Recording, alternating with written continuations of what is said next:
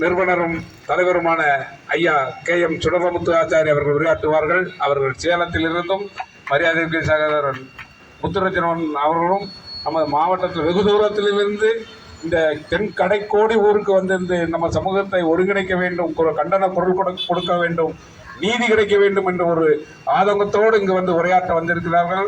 அவர்கள் இப்பொழுது உரையாற்றுவார்கள். அன்பு விஸ்வகர்மா உறவுகளே,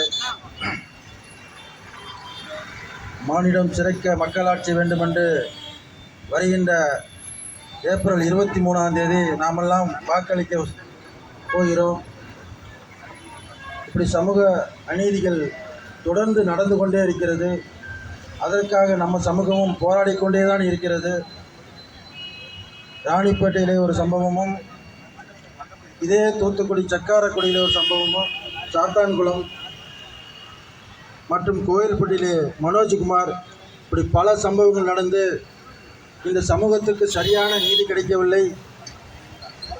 இதற்காக பல ஆர்ப்பாட்டங்களும் நாம் செய்து கொண்டு தான் இருக்கிறோம். தூத்துக்குடி தென்கோடியில் இருந்தாலும் வடகோடியில் இருந்தாலும் வடகோடியில் இருந்து நம் சமூகத்துக்காக ஓடோடி வந்திருக்கிறோம். A1 நிறுவனத்தின் தலைவர் அண்ணன் முத்துரட்சகன் அவர்களும் மற்றும் இந்த கூட்டத்தை தலைமை தாங்கி நடத்தி கொண்டிருக்கிற முருகேசன் அண்ணன் அவர்களும், எனக்கு முன்னால் பேசி அமர்ந்திருக்கின்ற தமிழன் பாலா மற்றும்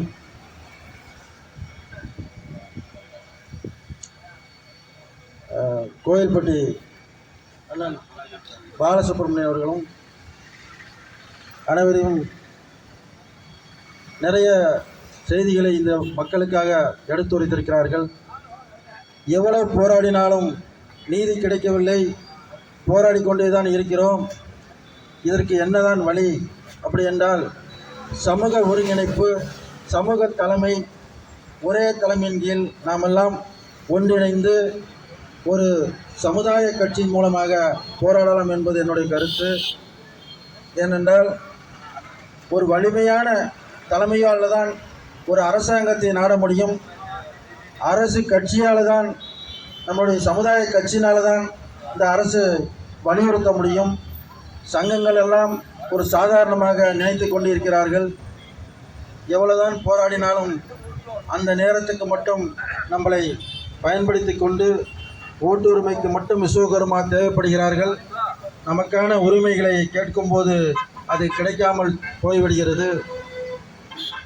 இந்த போராட்டத்துக்கு எவ்வளவோ சிரமத்திற்கு பின்னால் நீதிமன்றத்தின் உத்தரவின் பேரில் இந்த போராட்டத்தை நடத்தி கொண்டிருக்கிறார்கள். ராணிப்பேட்டையில் நடந்தாலும் தூத்துக்குடியில் நடக்கிறது.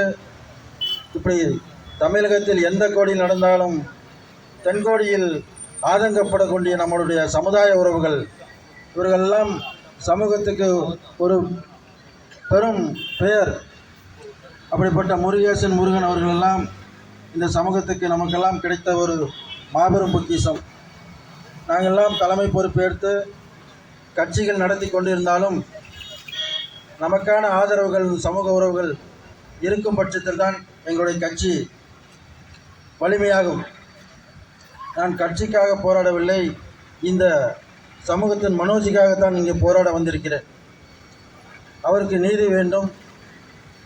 அரசு தாசில்தார் வழங்கியபடி அதனுடைய இழப்பீடு தொகையும், அந்த குடும்பத்துக்கு ஒரு வேலை வாய்ப்பையும் உடனடியாக இந்த அரசாங்கம் கொடுக்க வேண்டும் என்று இதை வலியுறுத்தி தான் இந்த ஆர்ப்பாட்டத்தை நடத்துகிறோம். கூடிய விரைவில் கொடுக்க வேண்டும். இது தேர்தல் நேரம் என்பதனால் கொஞ்சம் காலதாமதமாக இருக்கலாம்.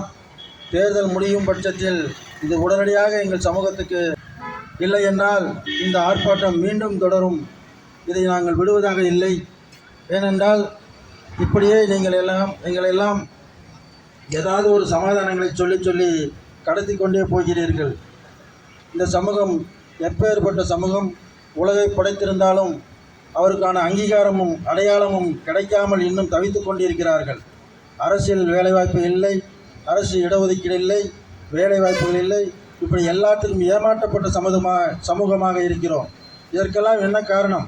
நமக்காக போராட ஒரு முழுமையான ஒரு முழு தலைமைகள் வேண்டும். அதற்கான ஒரு அரசியல் அமைப்பு வேண்டும். அதற்கெல்லாம் நீங்கள்லாம் சமூக உறவுகள் எல்லாம் ஒரு ஒத்துழைப்பு கொடுத்து இப்போது தமிழ்நாட்டிலே கிட்டத்தட்ட ஒரு 35 தொகுதியாளர் மக்கள் கட்சியும் விஸ்வத்தமிழ் கழகமும் தனியாக களமிறங்கியிருக்கிறார்கள். அதெல்லாம் நீங்கள் சமூக உறவுகள் நீங்கள் இருக்கும் பகுதியிலே நமது சமூக உறவுகளுக்கான வாக்கை அளித்து அவர்களை உற்சாகப்படுத்த வேண்டும். சமூகம் எப்படி என்ற ஒரு அடையாளத்தை ஏற்படுத்துவதற்கு இது உங்களுக்கு ஒரு வாய்ப்பாக இருக்கும் என்று சொல்லி நல்ல வாய்ப்புக்கு நன்றி கூறி விடைபெறுகிறேன். நன்றி, வணக்கம்.